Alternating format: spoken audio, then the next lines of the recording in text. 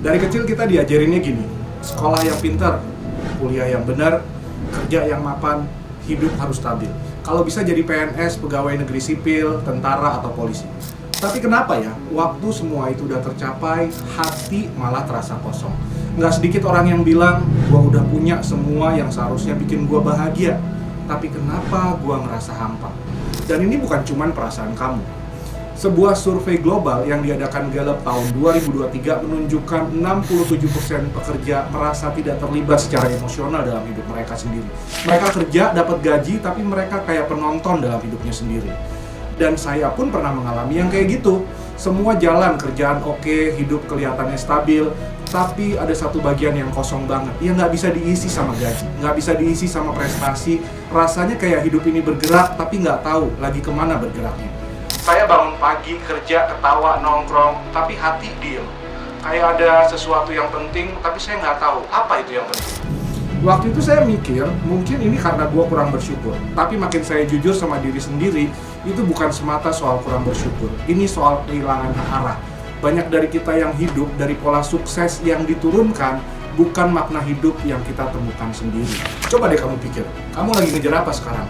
Dan itu target kamu sendiri atau target yang kamu warisi dari ekspektasi orang lain. Ada satu kisah yang bikin saya makin sadar. Leo Tolstoy, penulis hebat Rusia di usia 50 tahunan, dia menulis buku War and Peace dan dikenal dunia. Dia nulis di jurnalnya, saya punya segalanya, tapi saya tidak mengerti kenapa saya harus hidup. Itu yang saya rasain juga waktu itu.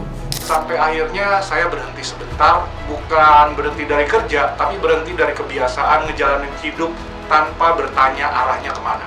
Saya mulai tulis pertanyaan-pertanyaan yang saya pendam. Kenapa saya merasa kosong? Saya mau hidup saya seperti apa? Apa yang sebenarnya saya kejar? Dan dari situlah pelan-pelan arah yang benar mulai muncul. Catatan itu sekarang saya simpan dan saya rangkum jadi e-book anti bingung. Isinya bukan rumus, tapi proses jujur menemukan kembali makna dan arah hidup saya yang kamu juga bisa pakai. Kalau kamu lagi ngerasa kosong juga, semua tampak baik-baik aja, percayalah kamu nggak sendirian.